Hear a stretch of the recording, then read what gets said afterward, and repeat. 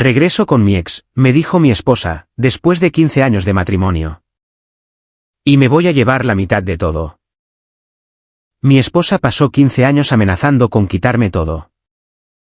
Mi nombre es Kevin, y el día que finalmente lo cumplió, descubrió que ese todo era mucho menos de lo que había imaginado. Nuestro matrimonio no comenzó con discusiones sobre finanzas. Al principio, nos enfrentamos a un tipo diferente de lucha, una que nos desgastó lentamente. Mucho antes de que empezaran las peleas por dinero. Mi esposa y yo queríamos tener hijos. Lo intentamos durante años. Pasamos por tratamientos de fertilidad, visitas al médico. Y por más decepciones de las que puedo describir. No tendría sentido para alguien que no lo haya vivido.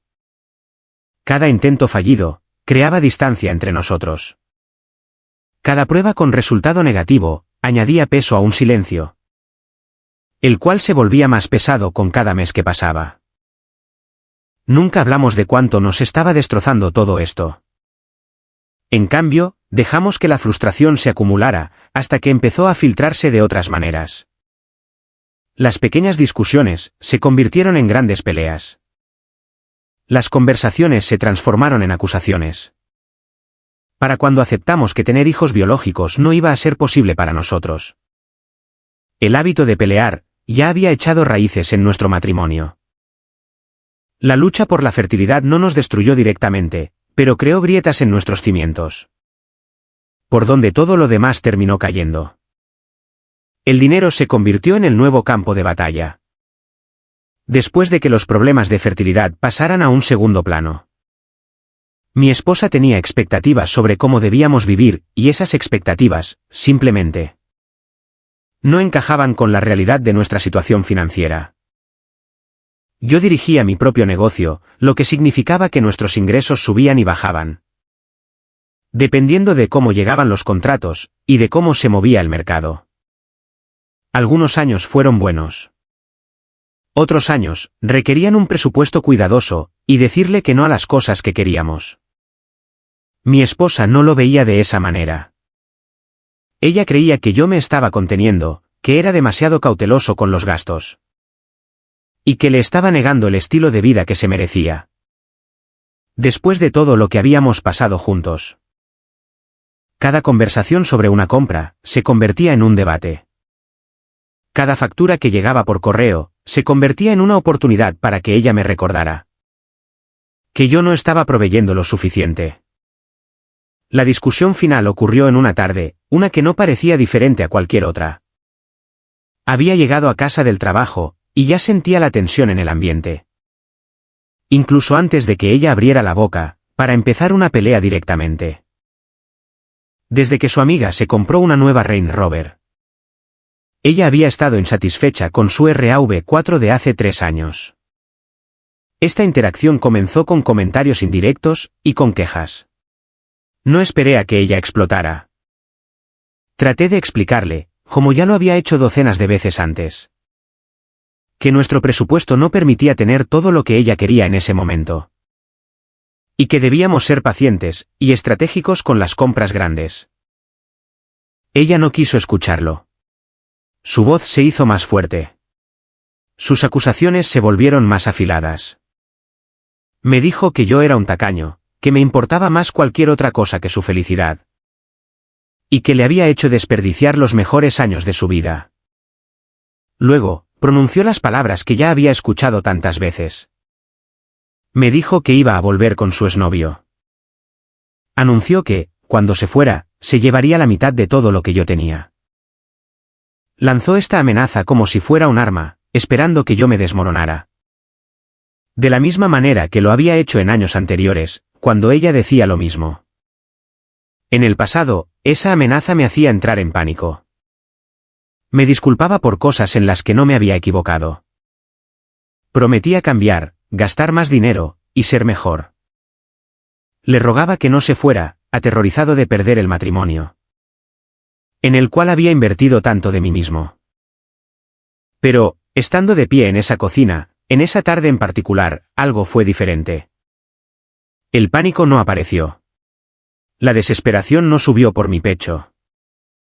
Miré a mi esposa, vi la ira en su rostro, y la certeza en sus ojos, y sentí una calma que me sorprendió más que cualquier cosa que ella hubiera dicho. Asentí con la cabeza, y esperé a que continuara. Parecía desconcertada por mi reacción, como si hubiera esperado la habitual escena de miedo y de súplicas. Al ver que eso no sucedió, dudó por un momento, antes de salir de la cocina y dirigirse al dormitorio, dando un portazo a sus espaldas. Me quedé allí solo, dándome cuenta de que los años de escuchar esa misma amenaza, repetida una y otra vez, me habían cambiado. De maneras que no había comprendido por completo hasta ese momento. Cada vez que ella prometía irse con la mitad de mis bienes, una pequeña parte de mi inversión en el matrimonio moría. Cada vez que yo le rogaba que se quedara, perdía un poco más de respeto, tanto por mí mismo como por ella. Para cuando llegamos a esta última discusión, ya no quedaba nada más que matar. Yo ya había aceptado, en algún lugar profundo de mi mente, que mi esposa, tarde o temprano, cumpliría su promesa. Me había preparado en silencio para ese día. Y ahora que parecía estar llegando, descubrí que estaba listo. La noche que lo cambió todo, no se anunció con señales de advertencia. Llegué a casa como en cualquier otro día de trabajo, abrí la puerta principal y me encontré con el silencio. Esperaba encontrar a mi esposa viendo la televisión, o preparando la cena. Esas eran las rutinas que habían definido nuestras noches durante años, incluso cuando no nos hablábamos. Pero cuando crucé la puerta esa noche, no escuché absolutamente nada.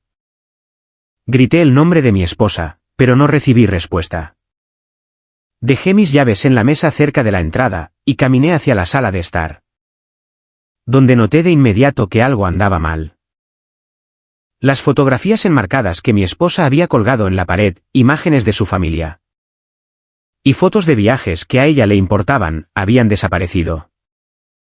Los objetos decorativos que ella había elegido en sus viajes de compras, los jarrones, las velas y las pequeñas esculturas, que, según ella, le daban personalidad a la habitación, se habían esfumado de los estantes.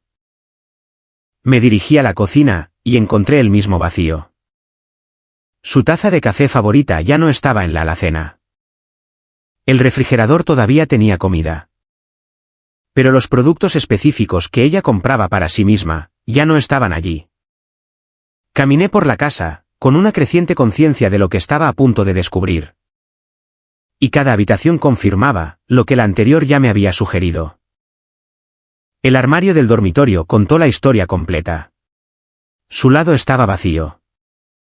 Cada vestido, cada par de zapatos, cada abrigo, suéter y pieza de joyería, habían sido retirados. El mostrador del baño, que siempre había estado repleto de sus productos, ahora solo sostenía mi cepillo de dientes y mi navaja de afeitar.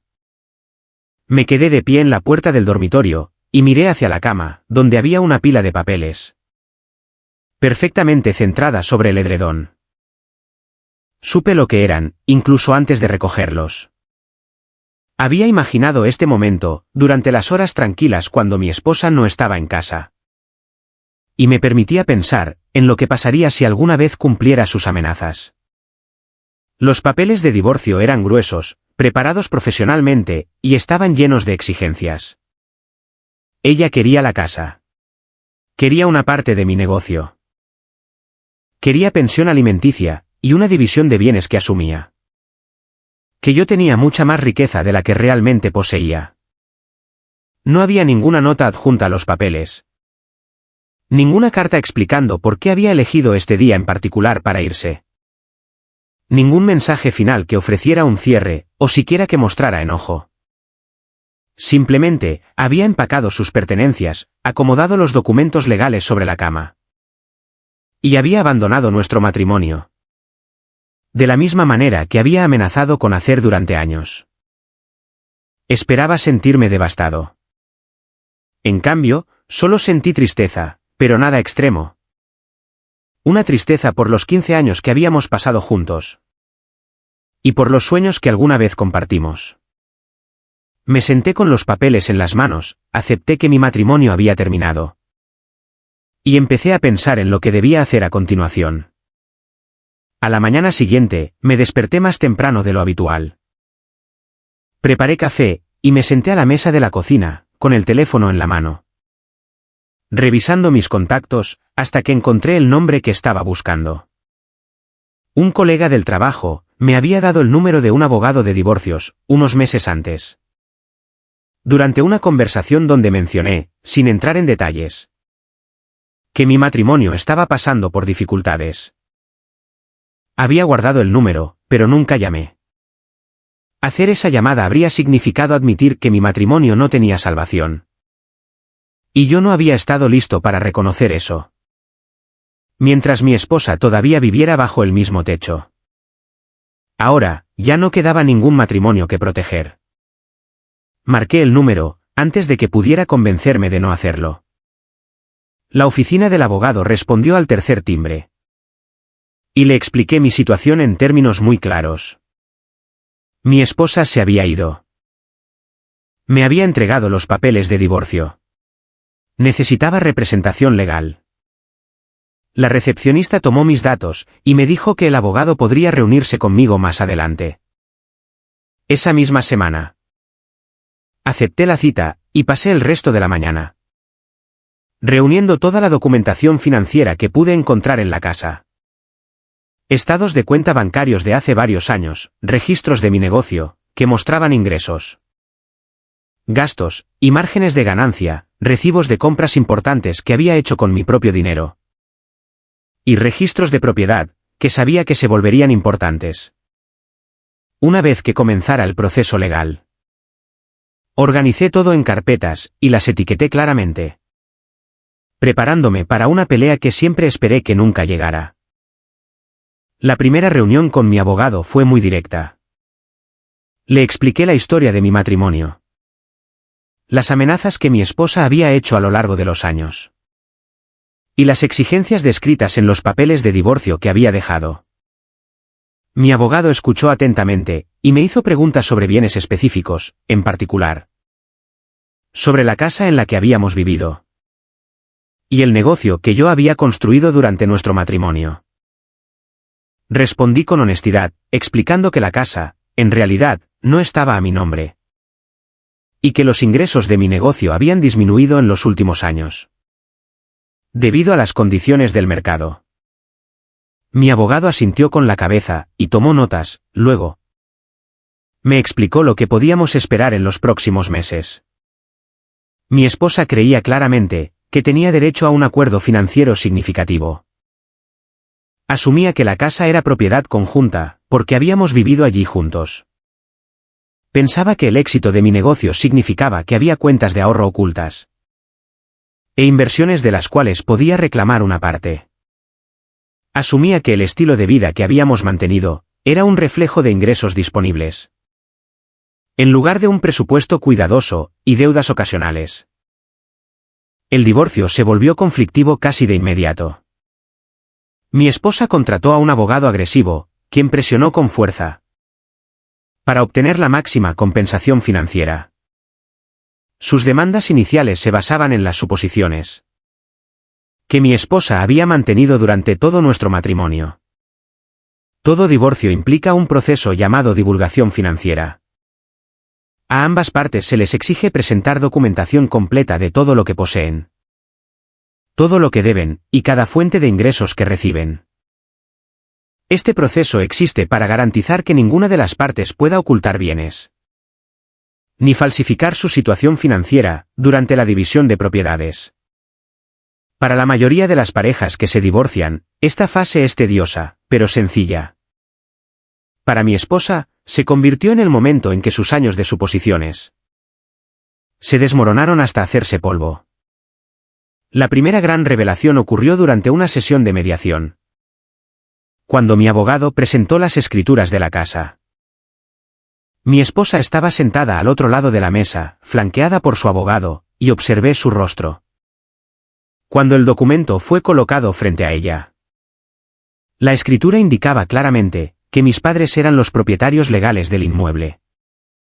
Sus nombres estaban impresos en tipografía oficial, registrados en el condado. Años antes de que mi esposa y yo nos casáramos. Ella miró fijamente el papel, como si estuviera buscando un error, una equivocación que explicara. ¿Por qué mi nombre estaba ahí? Su abogado tomó el documento, y lo examinó de cerca, luego, se inclinó para susurrarle algo al oído. No necesité escuchar las palabras, para entender el mensaje. La casa en la que había vivido durante 15 años, el hogar que había decorado y tratado como suyo. La casa que había exigido en sus papeles de divorcio, no me pertenecía a mí. Le pertenecía a mis padres, y no había ningún mecanismo legal para que ella pudiera reclamar alguna parte de esta. Su abogado intentó argumentar para darle la vuelta a este problema. Sugirió que yo debía tener algún interés patrimonial en la propiedad, por haber vivido allí durante tanto tiempo. Propuso que mis años de residencia creaban una participación de propiedad implícita, que debía ser considerada durante la división de bienes. Mi abogado respondió con documentación adicional.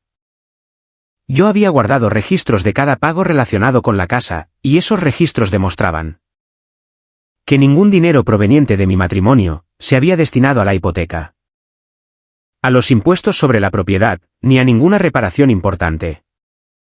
Mis padres habían cubierto todos esos gastos directamente, junto con otras propiedades de alquiler que poseían, como flujo de ingresos para su jubilación.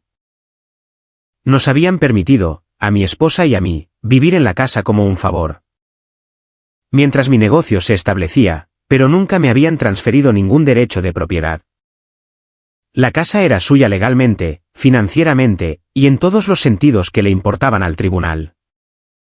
El abogado de mi esposa, finalmente, dejó de discutir el punto, porque no quedaba nada más que debatir. La casa, simplemente, no formaba parte del patrimonio conyugal. Y ninguna cantidad de creatividad legal podría cambiar ese hecho. La segunda revelación tuvo que ver con los artículos que mi esposa había asumido que eran propiedad conjunta. Durante nuestro matrimonio, compré varios artículos de valor, para mi uso personal. Después de que mi esposa comenzó a hacer amenazas regulares sobre irse y llevarse la mitad de todo, me volví más cuidadoso sobre cómo realizaba estas compras. Usaba mis cuentas personales, en lugar de nuestras cuentas conjuntas. Guardaba cada recibo organizado en carpetas. Documenté cada compra como propiedad separada, por si alguna vez necesitaba demostrar la propiedad. En un procedimiento legal. Cuando el abogado de mi esposa solicitó una lista de bienes conyugales para ser divididos, mi abogado presentó los recibos y los registros bancarios, los cuales demostraban que estos artículos me pertenecían únicamente a mí.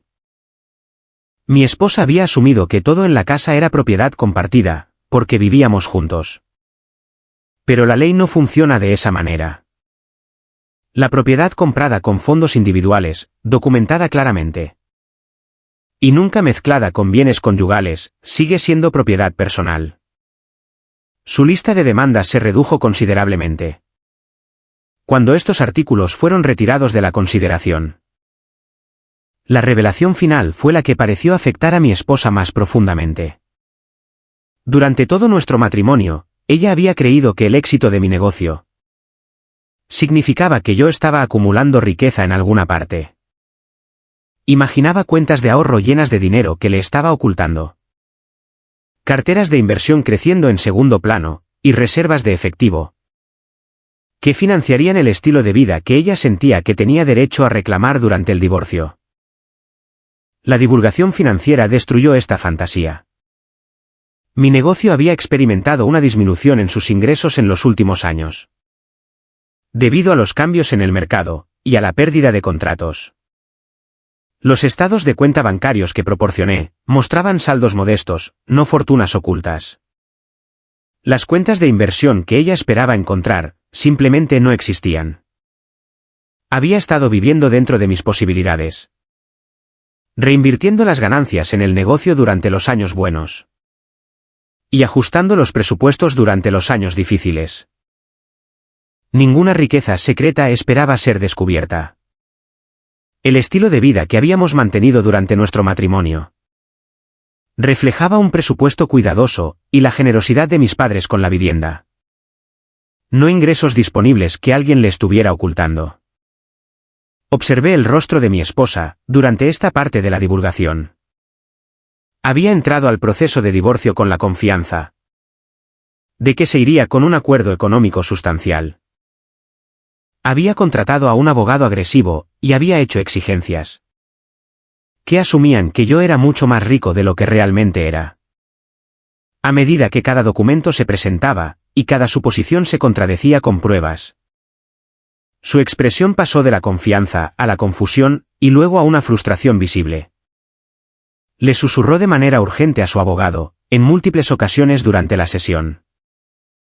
En un momento dado, interrumpió el proceso para insistir en que yo debía estar escondiendo algo. Que los números no podían ser exactos. Mi abogado, con mucha calma, invitó a su equipo legal a llevar a cabo cualquier investigación adicional que desearan, sabiendo que un escrutinio mayor solo confirmaría lo que los documentos ya mostraban. La reunión terminó con mi esposa luciendo derrotada, y con su abogado con la mirada perdida. Como si ya estuviera calculando cómo ajustar las expectativas para un acuerdo mucho menor al anticipado inicialmente. Las revelaciones financieras no detuvieron el divorcio. Para cuando mi esposa comprendió que no recibiría el acuerdo que había imaginado, el proceso legal ya había avanzado demasiado, como para poder revertirse fácilmente. Los procesos de divorcio toman impulso. Se presentan documentos, se programan fechas en la corte y ambas partes toman decisiones basadas en la suposición de que el matrimonio está terminando. Detener ese impulso requiere la cooperación de ambas partes, y yo no estaba dispuesto a cooperar con ningún intento de reconciliación. Es probable que el abogado de mi esposa tuviera una conversación difícil con ella después de que concluyeran las sesiones de divulgación. Las matemáticas eran simples e inevitables. Seguir peleando por bienes que no existían costaría dinero en honorarios legales, sin producir ningún beneficio significativo. La casa no era reclamable. La propiedad personal que había exigido estaba documentada como mía. La riqueza oculta con la que contaba era una ficción que ella misma había creado en su propia mente. Sus opciones eran limitadas. Podía aceptar un acuerdo mucho menor del que había exigido inicialmente. O podía gastar miles de dólares en costos legales, persiguiendo demandas que no tenían base en la documentación. Imagino que su abogado le aconsejó que tomara lo que estaba disponible y siguiera adelante. Porque eso fue, precisamente, lo que sucedió. La exigencia agresiva se suavizó. El tono de las comunicaciones legales cambió. El divorcio avanzó hacia su conclusión, sin el dramático enfrentamiento que mi esposa probablemente había esperado. A veces me pregunto si mi esposa consideró intentar detener el divorcio, una vez que se dio cuenta de que sus expectativas financieras eran erróneas. Pensó en acercarse a mí, disculparse por los años de amenazas, y preguntarme si podíamos intentarlo de nuevo. Nunca sabré la respuesta a esa pregunta, porque ella nunca hizo el más mínimo intento por comunicarse. Pero sé cuál habría sido mi respuesta, si lo hubiera hecho. Le habría dicho que no. El matrimonio había sido dañado más allá de cualquier reparación posible. Mucho antes de que ella empacara sus maletas y dejara los papeles de divorcio sobre la cama. Cada vez que ella amenazaba con dejarme por su exnovio, me estaba diciendo el lugar que yo ocupaba en sus prioridades. Cada vez que anunciaba que se llevaría la mitad de todo, estaba revelando cómo veía nuestra sociedad conyugal. Yo no era el esposo al que amaba, y con el que quería construir una vida. Yo era un recurso financiero que ella esperaba explotar, cuando llegara el momento de irse. Años de ese mismo mensaje habían matado cualquier amor que alguna vez sentí por ella. Los procedimientos continuaron hacia su finalización. Hubo reuniones adicionales, más papeleo, y el tedioso proceso de concretar un acuerdo. con el que ninguna de las partes estaba encantada. Mi esposa recibió mucho menos de lo que había exigido. Pero recibió algo. Yo conservé los bienes que me pertenecían por derecho, y permanecí en la casa. Que nunca nos había pertenecido a ninguno de los dos. Cuando se firmaron los documentos finales, después de un año de idas y vueltas, y el divorcio quedó registrado oficialmente, no sentí motivos de celebración. No sentí ninguna victoria. Simplemente, sentí el alivio de llegar al final de un camino. Uno que había estado recorriendo durante años, sin reconocer por completo cuál era el destino. El matrimonio había terminado. Las amenazas habían cesado. La mujer que había usado el divorcio como un arma en mi contra durante más de una década. Ya no era mi problema. Estaba solo, y por primera vez en más tiempo del que podía recordar, eso se sentía como exactamente lo que necesitaba. Los meses posteriores a la partida de mi esposa, me enseñaron algo que no esperaba aprender. Descubrí cuánta tensión había estado cargando, sin llegar a reconocerlo nunca. Cuando vives con conflicto durante el tiempo suficiente, se convierte en tu estado normal. La opresión en el pecho, cuando escuchas abrir la puerta principal, la preparación mental. Antes de cada conversación que podría convertirse en una discusión. Y la constante ansiedad de bajo nivel, sobre qué demanda o amenaza podría surgir después. Había vivido con esos sentimientos durante tantos años, que olvidé. Que no se suponía que formaran parte de la vida cotidiana. El silencio de una casa vacía, me recordó cómo se sentía realmente la paz. Mis nuevas rutinas eran sencillas.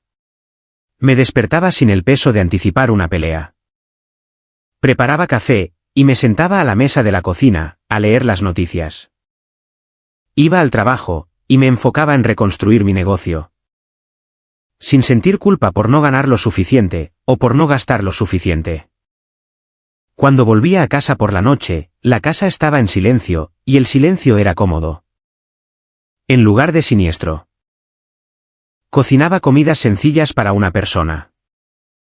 Comía cuando tenía hambre, en lugar de hacerlo de acuerdo con el horario de otra persona. Veía lo que yo quería ver en la televisión. Me iba a la cama cuando estaba cansado, y dormía toda la noche. Sin despertarme ansioso por lo que traería el día siguiente. Estas pequeñas libertades podrían sonar insignificantes. Para alguien que nunca ha vivido en un matrimonio conflictivo, pero, para mí, se sentían como redescubrir partes de mí mismo, que habían estado enterradas durante 15 años. No quiero pretender que la soledad fue algo completamente indoloro. Hubo momentos de soledad que me tomaron por sorpresa. La adaptación de ser parte de una pareja, a estar solo, es extraña. Incluso cuando la pareja era infeliz. Desarrollas hábitos de convivencia, que toman tiempo romper. Buscas una conexión que ya no está ahí, y sientes la ausencia, como si te faltara una extremidad. Esos momentos ocurrieron, y los reconocí cuando sucedieron. Pero eran solo momentos, no un estado constante. El sentimiento dominante de este periodo no fue la soledad. Fue el alivio. Por primera vez en años, pude pensar con claridad sobre lo que realmente quería. Mis decisiones ya no estaban filtradas por la pregunta de si evitarían la siguiente discusión. O si satisfarían demandas que nunca podría cumplir del todo. Analizaba mi negocio, y tomaba decisiones basadas en lo que tenía sentido financiero. En lugar de en lo que pudiera generar dinero rápido.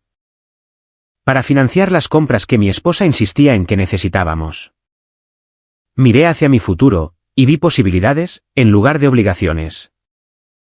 No me había dado cuenta de lo nublado que se había vuelto mi pensamiento. Hasta que se eliminó la fuente de esa nubosidad. Vivir solo me dio el espacio para recordar quién era yo. Antes de que el matrimonio consumiera tanta de mi energía. Me dio espacio para imaginar en quién podría convertirme, ahora que el matrimonio había terminado. Había pasado 15 años tratando de salvar una relación. Con alguien que siempre estaba lista para irse. Ahora, finalmente podía concentrarme en construir algo para mí mismo. Varios meses después de que mi divorcio finalizara, recibí una llamada telefónica de alguien con quien no había hablado en bastante tiempo. Era una conocida en común. Cuando vi aparecer el nombre en mi teléfono, asumí que la llamada trataba sobre algo no relacionado con mi exesposa. Contesté sin ninguna expectativa en particular, sobre lo que estaba a punto de escuchar.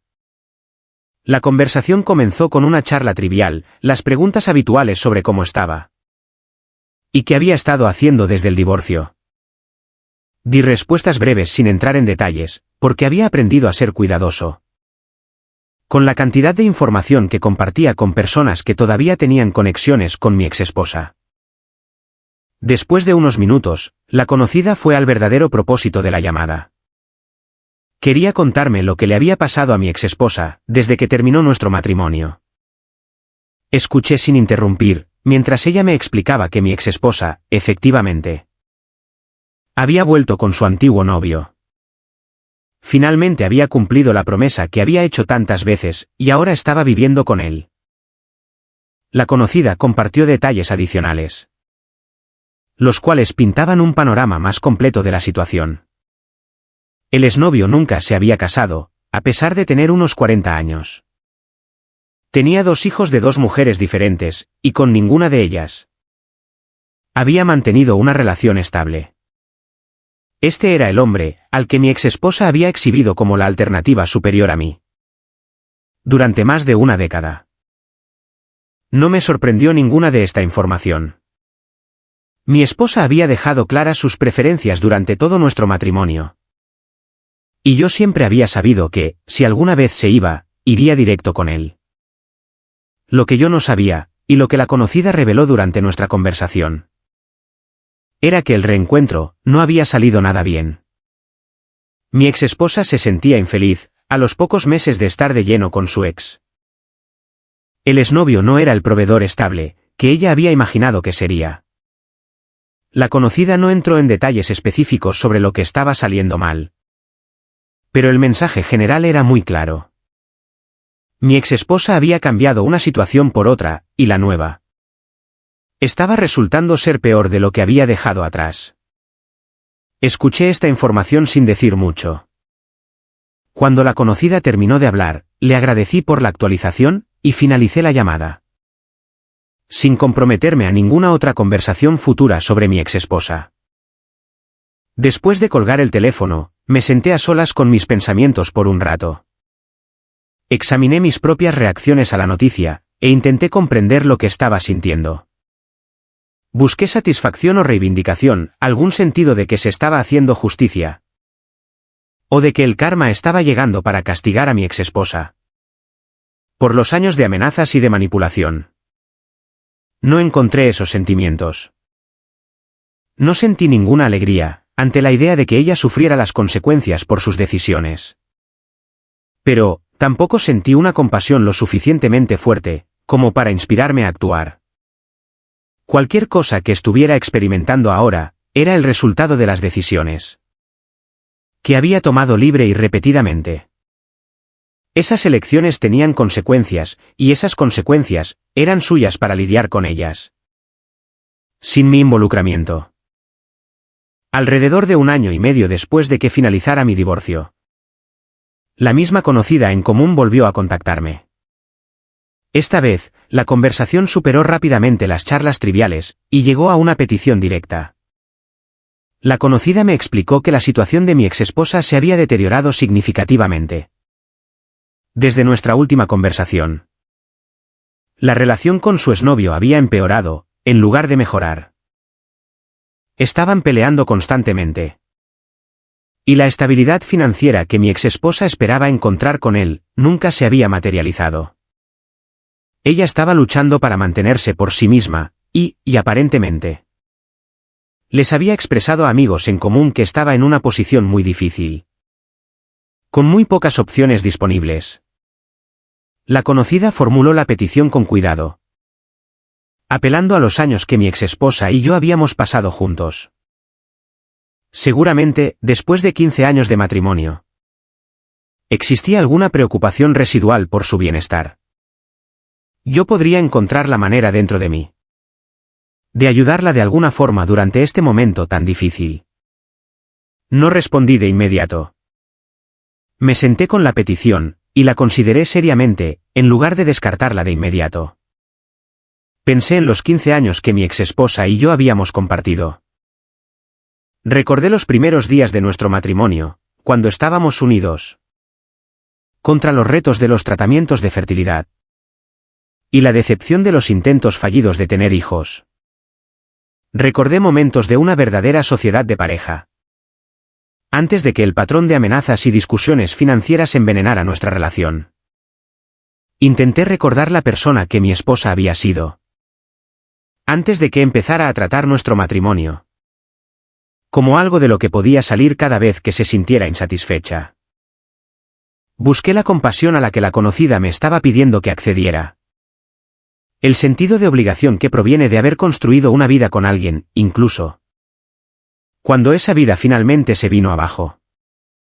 Después de esta reflexión, le respondí directamente a la conocida. Le dije que no había nada que yo pudiera hacer para ayudar a mi exesposa. Y que no había nada que yo estuviera dispuesto a ofrecer. La conocida pareció decepcionada con mi respuesta. Insistió suavemente, sugiriendo que yo podría ayudar en pequeñas cosas, las cuales no requerirían un sacrificio significativo de mi parte. Repetí mi respuesta, sin dar más explicaciones. La conversación terminó poco después de eso, y tuve la sensación de que la conocida ahora me veía como alguien frío o sin corazón, por negarme a asistir a alguien con quien alguna vez estuve casado. Yo me sentía claro sobre mis límites, y firme en mi decisión.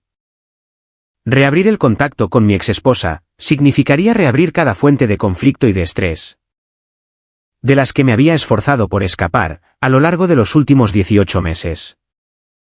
Significaba invitar de nuevo a mi vida a una persona, la cual había pasado años amenazando con dejarme, criticando mis decisiones y tratándome como un plan de respaldo, en lugar de como una pareja. Incluso si yo enviara dinero o ofreciera asistencia, ese acto de bondad crearía una conexión. Sería una señal de que yo seguía estando disponible para ser llamado cuando las cosas salieran mal en su vida. Me posicionaría como un recurso al que ella podría regresar siempre que su situación actual se volviera incómoda. Ya había soportado más de una década de que me dijeran que yo no era suficiente, mientras, de forma simultánea, se esperaba que yo proveyera todo lo que ella quería. No estaba dispuesto a dar más. Mi exesposa había tomado su decisión, cuando dejó los papeles de divorcio en nuestra cama, y volvió con el hombre que siempre había preferido. Ahora, ella estaba viviendo con los resultados de esa decisión. Y esos resultados ya no eran mi responsabilidad.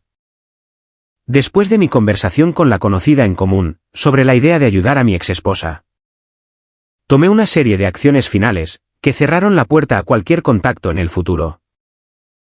Revisé mi teléfono, y bloqueé el número de mi exesposa, para que no pudiera llamarme ni enviarme mensajes de texto directamente. Abrí cada una de mis cuentas de redes sociales, la eliminé de mis contactos, y ajusté mi configuración de privacidad, para asegurarme de que no pudiera ver mi perfil, ni enviarme mensajes. Borré por completo su información de contacto, en lugar de dejarla almacenada en algún lugar donde pudiera sentir la tentación de usarla durante un momento de debilidad. Completar estas acciones solo tomó un par de minutos. Cualquier forma de contacto con mi exesposa, por pequeña o bien intencionada que fuera, sería una invitación a regresar a mi vida. Un solo mensaje de texto podría llevar a una conversación. Una conversación podría llevar a una solicitud de ayuda. Una solicitud de ayuda podría llevar a una obligación constante, la cual consumiría, cada vez más, de mi energía y de mi atención. Ya había visto este patrón antes, en los matrimonios de otras personas que conocía. Los excónyuges que mantenían un contacto amistoso, a menudo, se encontraban siendo arrastrados de nuevo, hacia el drama y el conflicto de sus relaciones pasadas. Yo no estaba dispuesto a correr ese riesgo. Los límites que establecí necesitaban ser absolutos, porque cualquier cosa menos que absoluta. Dejaría grietas, que mi ex esposa podría explotar tarde o temprano. Al mirar en retrospectiva mi matrimonio, desde la posición de alguien que había salido del otro lado, pude ver con claridad lo que las decisiones de mi ex esposa habían revelado acerca del valor que ella le daba a nuestra relación. Mi vida después del divorcio ha estado definida por la tranquilidad, la estabilidad y la claridad que descubrí durante los meses de vivir solo. Y estoy en paz con la vida que esa decisión me ha brindado.